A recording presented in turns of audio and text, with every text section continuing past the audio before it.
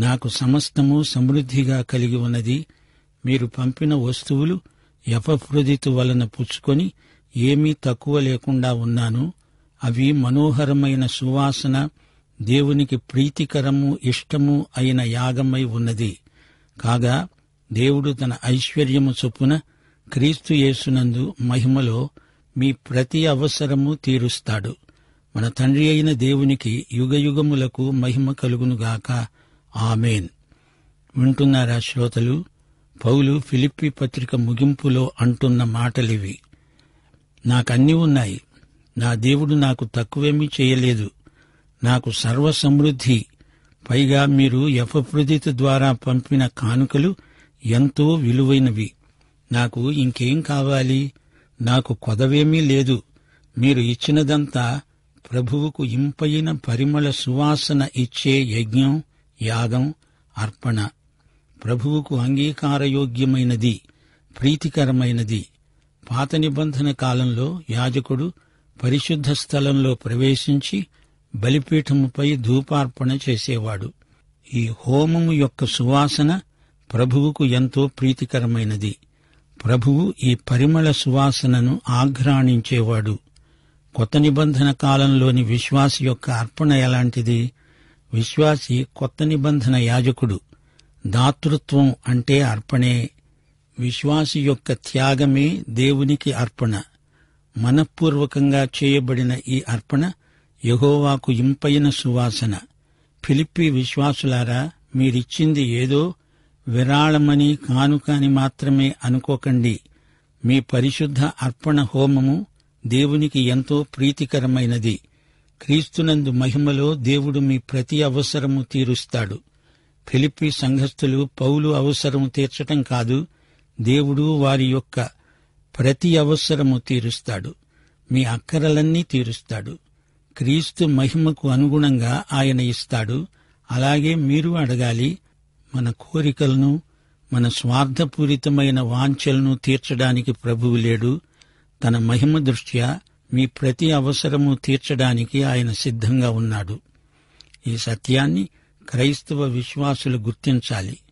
పరలోక ఆశీర్వాదాలిస్తాడు, భౌతిక ఆశీర్వాదాలు కొన్ని ఇస్తాడు. అది ఆయన వాత్సల్యాన్ని రుజువు చేస్తుంది.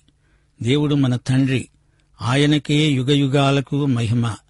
ఫిలిప్పీ సంఘ దాతృత్వం ఎంతో ప్రశంసనీయమైనది.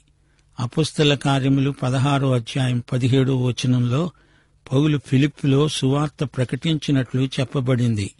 ఫిలిప్పీ నుండి పౌలు థెస్సలోనికకు సాగిపోయాడు. అక్కడి నుండి బెరియాకు వెళ్లాడు. ఫిలిప్పీ సంఘస్థులు పౌలును ఎంతో ప్రేమించారు. అతనికి చేదోడుగా ఉంటూ వచ్చారు. ఈ విధంగా ఫిలిప్పీయులకు పౌలుకు మధ్య అతి సన్నిహితమైన సంబంధం ఏర్పడింది. సహవాసం కొనసాగింది. మిగతా సంఘాలెన్నో ఉన్నాయి. వారి నుండి పౌలు ఎట్టి సహాయమూ తీసుకోలేదు, సేవ చేశాడు. 2 కొరింథీ 11:7-12 వరకు ఇదే మాట నిష్కర్షగా చెప్పాడు పౌలు. మా విషయమై మీరు నష్టపోవద్దు, మా ఎడల మీకున్న ఆసక్తి గొప్పది. పౌలు ఫిలిప్పీ సంఘస్థులకు చెప్పినది ఇదే మాట. నేను మీ నుండి కానుకలు సేకరించాలని నా ఉద్దేశ్యం కాదు. అయినా మీరు నన్ను ప్రేమించి ఈ కానుకలు తెచ్చి ఇచ్చారు. నిజంగా నాకేమి కొదవా, కొరత లేదు. నా కనీసపు అక్కరలు నాకు తీరుతున్నాయి. మీరు నాకిచ్చిన కానుకల వల్ల మీకు మేలు చేకూరింది. దేవుడు మిమ్ములను సంపన్నులను చేస్తాడు. అదే నాకెంతో సంతోషం. ఫిలిప్పీ సంఘస్థుల కానుక దేవుని దృష్టిలో ఒక గొప్ప నిబంధనలో పలుచోట్ల పేర్కొనబడింది. ఆదికాండం 8:21 అప్పుడు యెహోవా ఇంపైన సువాసనను ఆఘ్రాణించాడు. అది నోవహు అర్పించిన బలి. లేవియకాండం 1 3 సార్లు ఇదే మాట చెప్పబడింది. యెహోవాకు ఇంపైన సువాసన గల దహన బలి. అది యెహోవాకు ఇంపైన సువాసన హోమము. పౌలు ఫిలిప్పీయుల నుండి స్వీకరించిన కానుక తనకు సాయం చేసిందనే ఆలోచన కాదిది. దీనివల్ల వారికే ఎక్కువ మేలు చేకూరింది. పౌలు వారి కానుక విలువను తగ్గించి మాట్లాడడం లేదు. పౌలు ఆనందానికి అసలు కారణమేమిటంటే వారి ప్రేమ కానుక దేవునికి ఎంతో ప్రీతికరమైనది. ప్రేమపూర్వకమైన కానుకలు దేవునికి ఎంతో ఇష్టం. ఇలాంటి కానుకలిచ్చేవారు బీదవారు కారు, ధనికులవుతారు. దేవుణ్ణి ప్రేమించేవారికి, తమ తోటి వ్యక్తులను ప్రేమించేవారికి దేవుని మహిమైశ్వర్యం ప్రాప్తిస్తుంది. మనమిచ్చే ప్రేమ కానుకలు కృపాదాతృత్వమై దేవుని మహిమైశ్వర్యాన్ని మన కోసం తెరుస్తాయి. దేవునికి స్తోత్రం. ఆరంభం నుండి ఫిలిప్పీ సంఘం కృపాదాతృత్వాన్ని అభ్యసించింది. లుదియా, ఫిలిప్పీ చెరసాలాధిపతి తమ ఇంటి తలుపులను పౌలుకు, పౌలుతో ఉన్న సేవకులకు తెరిచారు. వారికి ఆతిథ్యమిచ్చారు. పౌలు తెస్సలోనిక నుండి వెళ్లిపోతుంటే ఫిలిప్పీ సంఘస్థులు పౌలుకు విరివిగా కానుకలిచ్చారు. పౌలు కొరింథులో ఉండగా ఫిలిప్పీ సంఘస్థులు ఇంకా ఎన్నెన్నో కానుకలను వారికి ఇచ్చి తోడ్పడ్డారు. రోమాలో పౌలు చెరసాల నిర్బంధంలో ఉంటే ఫిలిప్పీ వారు ఆయనకు ఎంతో సాయం చేశారు. కేవలం కానుకలు పంపి ఊరుకోలేదు. పౌలుతో ఉండి పరిచర్య చేయడానికి ఎపఫ్రొదితును పంపించారు. యెరూషలేములోని విశ్వాసులకు శ్రమలు కలిగినప్పుడు, పౌలు కొంత ద్రవ్యం పోగు చేస్తున్నప్పుడు ఫిలిప్పీయులు మాసిదోనియ ప్రాంతం నుండి కొంత ధనం సేకరించారు. 2 కొరింథీ 8:1-5 వరకు ఈ సంగతి చెప్పబడింది. మాసిదోనియా సంఘమునకు అనుగ్రహించబడి ఉన్న దేవుని కృపను గూర్చి మీకు తెలియచేస్తున్నాము. ఎలాగనగా వారు బహుశ్రమ వలన పరీక్షించబడగా అత్యధికముగా సంతోషించారు. మరియు వారు నిరుపేదలైన వారి దాతృత్వము బహుగా విస్తరించింది. ఈ కృప విషయములో, పరిశుద్ధుల కొరకైన పరిచర్యలో పాలు పొందే విషయములో మనఃపూర్వకముగా మమ్ములను వేడుకుంటూ, వారు తమ సామర్థ్యము కొలదిగా మాత్రమే కాకుండా తమంతట తామే ఇచ్చివేసుకున్నారని మీకు సాక్ష్యమిస్తున్నాను. అదీకాక మొదట ప్రభువునకు దేవుని చిత్తము వలన మాకు తమను తామే అప్పగించుకున్నారు. ఇంతగా చేస్తారని మేమనుకోలేదు. మత్తయి సువార్త 10:8 యేసు తన శిష్యులకు కొండమీద చేసిన ప్రబోధం, ఉచితంగా పొందారు, ఉచితంగా ఇవ్వండి. ఈ సందేశాన్ని ఫిలిప్పీ సంఘం అక్షరాల తూచా తప్పకుండా పాటించారు. శ్రోతలు, యేసు ప్రభు 7 సంఘాలకు రాసిన ఉత్తరాలు ప్రకటన గ్రంథంలో ఉన్నాయి. ఎఫెసు, పెర్గము, తుయతైరా, సార్దిస్ సంఘాలను ఏదో బలహీనతను బట్టి ప్రభువు గద్దించాడు. పౌలు ఫిలిప్పీయులకు రాసిన ఉత్తరంలో గద్దింపే లేదు. అయితే జాగ్రత్తగా ఉండండి, ఇక ముందు కొన్ని సమస్యలు రాబోతాయి అని మాత్రం హెచ్చరించాడు. ఫిలిప్పీ 3వ అధ్యాయమంతా ఇలాంటి హెచ్చరికలే ఉన్నాయి. మతనిష్ట అనే కృత్రిమ భక్తి నుండి సత్య సువార్తలోకి పౌలు రక్షించబడిన వివరాలు పేర్కొనబడడం విశేషం. యూదా మతవాదులు కొందరు తెస్సలోనిక నుండి వచ్చి దేవుని కృప నుండి స్థానిక క్రైస్తవులను వెనకదారి పట్టించే ప్రయత్నం చేస్తున్నారు. అది పౌలు పసికట్టాడు. దేవుని కృప నుండి మోషే ధర్మశాస్త్రానికి వారిని వెనక్కు తిప్పుతున్నారు. ధర్మశాస్త్రం లేకుండా మీ రక్షణ కొనసాగదు అని తప్పుడు బోధలు చేస్తున్నారు. కలవరం సృష్టిస్తున్నారు. ఇహలోక సంబంధమైనది, శరీరానుసారమైనది అయిన ఈ నిబంధనను కృపకు ప్రత్యామ్నాయంగా తెచ్చిపెట్టుకోవడం అవివేకమని పౌలు బోధించాడు. పౌలు అన్నాడు, మీరు నన్ను పోలి నడుచుకోండి, ఒకరి నుండి ఒకరు ఇదే మాదిరిని నేర్చుకోండి, అభ్యసించండి. క్రీస్తు శిలువకు శత్రువులు కాకండి. క్రీస్తు శిలువయందే మన రక్షణ మార్గం. కడుపు కక్కుర్తి బోధలు వినకండి, వారి కడుపే వారి దేవుడు. అలాంటి వైఖరి మానండి. భూసంబంధమైన విషయాలపై మనసు పెట్టకండి. మన పౌరసత్వం పరలోకంలో ఉంది. ప్రభువైన యేసుక్రీస్తే మన రక్షకుడు. అక్కడి నుండి ఆయన తిరిగి వస్తాడని మనము కనిపెట్టుకుని ఉన్నాము. ఇప్పుడు మన శరీరాలు దీన శరీరాలు, అప్పుడు మహిమగల శరీరాలుగా మారతాయి. ఎంత గొప్ప సందేశం! యువదియా సుంటుకేల చిన్న వివాదం సంఘ విచ్ఛిత్తికి దారితీయకుండా జాగ్రత్త పడండి అని 4వ అధ్యాయంలో పౌలు ఖండితంగా బోధించాడు, బుద్ధి చెప్పాడు. ఫిలిప్పీ సంఘం సువార్త ప్రకటనకు ఎక్కువ ప్రాముఖ్యమిచ్చింది. నేటి పాఠంలో పౌలీయ సందేశమిదే. నాకు సర్వ సమృద్ధి ఉంది, మీరు నాకు ఏమేమో పంపారు, ఎపఫ్రొదితు ద్వారా అదంతా నాకు ముట్టింది, గనుక తక్కువేమీ లేకుండా ఉన్నాను. అది చాలా ఇంపైనది, దేవునికి అంగీకారమైన ఇష్టమైన ఆధ్యాత్మిక యజ్ఞం. నా దేవుడు క్రీస్తు యేసునందున్న తన దివ్య ఐశ్వర్యం ప్రకారం మీ అక్కరలన్నీ తీరుస్తాడు. మన తండ్రి అయిన దేవునికి యుగయుగములకు మహిమ కలుగునుగాక. ఆమేన్. మీరు పంపిన దానికి దేవుడు ఎక్కువ ప్రతిఫలమిస్తాడు. ఫిలిప్పీ సంఘస్థులు పౌలు యొక్క ప్రతి అవసరత తీర్చారు. వారు పేదరికంలో ఉంటూ ఇంత గొప్ప దాతృత్వాన్ని కనపరిచారు. ఆశ్చర్యం. 2 కొరింథీ 8:2 వారు నిరుపేదలైనా వారి దాతృత్వం బహుగా విస్తరించింది. దేవుడు తన సమృద్ధిలో నుండి వారి అవసరాలు తీరుస్తాడు. లూకాసు వార్త 6:38 ప్రభువు నేర్పిన నియమం, ఇవ్వండి మీకు ఇవ్వబడుతుంది. కొంచెముగా విత్తేవాడు కొంచెముగా పంట కోస్తాడు, సమృద్ధిగా విత్తేవాడు సమృద్ధిగా పంట కోస్తాడు.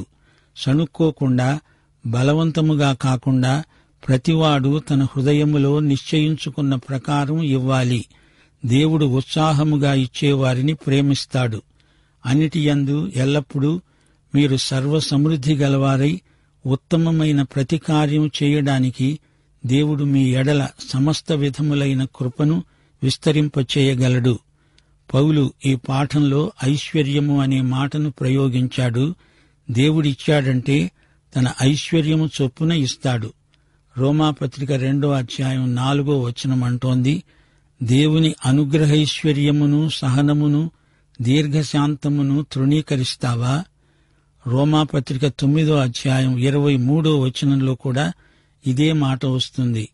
అన్యజనములలో నుండి దేవుడు పిలిచిన మన ఎడల తన మహిమైశ్వర్యమును కనపరచాలని ఉన్నాడు.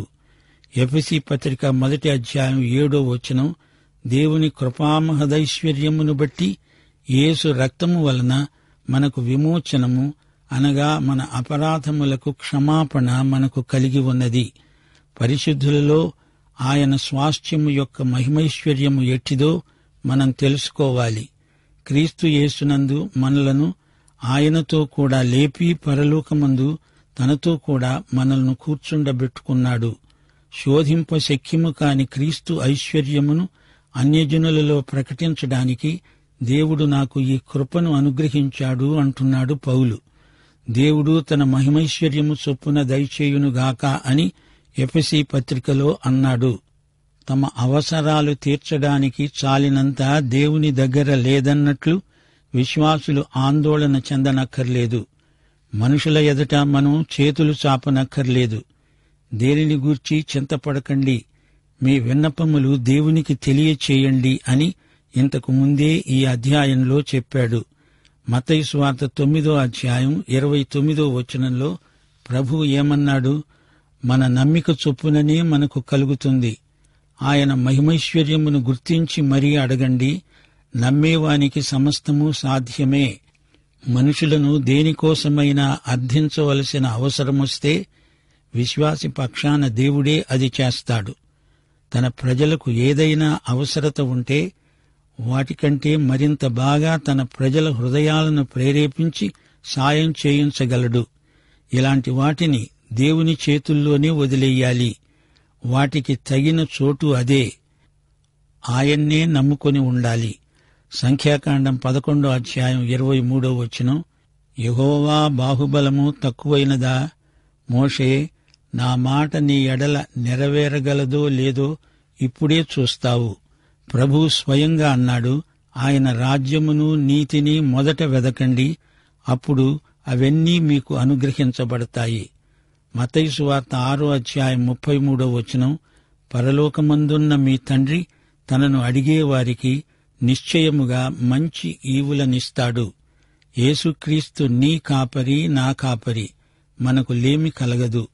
కీర్తన 37:25 దావీదన్నాడు, నేను ఒకప్పుడు చిన్నవాణ్ణి, ఇప్పుడు ముసలివాణ్ణి, అయినను నీతిమంతులు విడువబడడము గాని వారి సంతానము భిక్షమెత్తడం కాని నేను చూచి ఉండలేదు.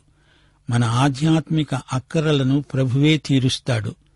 పరలోక విషయములలో ఆత్మ సంబంధమైన ప్రతి ఆశీర్వాదము క్రీస్తునందు దేవుడు మనకిచ్చాడు. అక్కరలన్నీ తీరుస్తాడు అన్నప్పుడు మనము కోరినవన్నీ ఇస్తాడని కాదు, మనకు అవసరమని దేవునికి అనిపిస్తే ఆయన తక్షణమే ఇస్తాడు.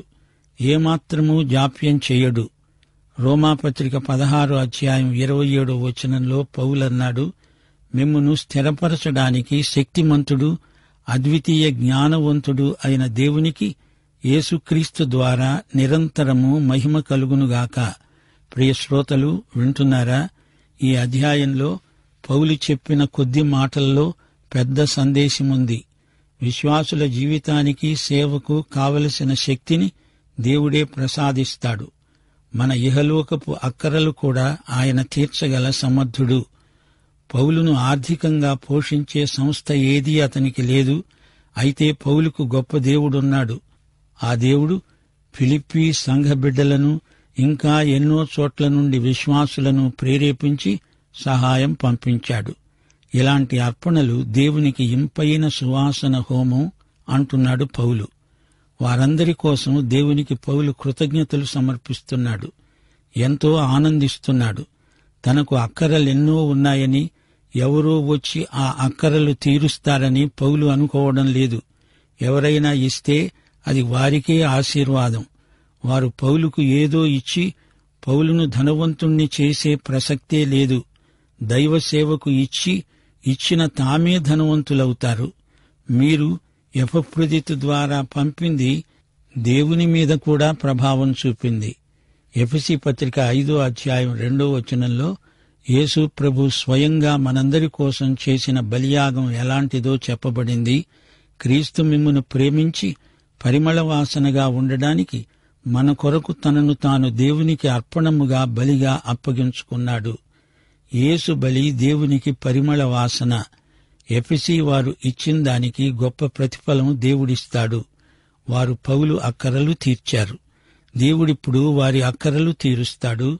దేవుడు తన మహిమలో నుండి ఇవ్వడం కాదు, తన మహిమ చొప్పున తన మహిమకు అనుగుణంగా ఇస్తాడు. ప్రియ శ్రోతలు, ఈ యేసుక్రీస్తును మీలో ప్రతి ఒక్కరూ స్వకీయ రక్షకుడుగా ప్రభువుగా ఎరుగుదురా? ఆయన కోసం ఎంత త్యాగానికైనా సిద్ధంగా ఉన్నారా? అయితే మీరు విన్న ఈ పాఠమంతా ప్రత్యేకంగా మీకోసమే. మన ప్రభు అయిన యేసుక్రీస్తు వారి కృప, తండ్రి అయిన దేవుని ప్రేమ, పరిశుద్ధాత్మ యొక్క అన్యోన్య సహవాసము మనకందరికీ సదాకాలము తోడై ఉండునుగాక. ఆమేన్.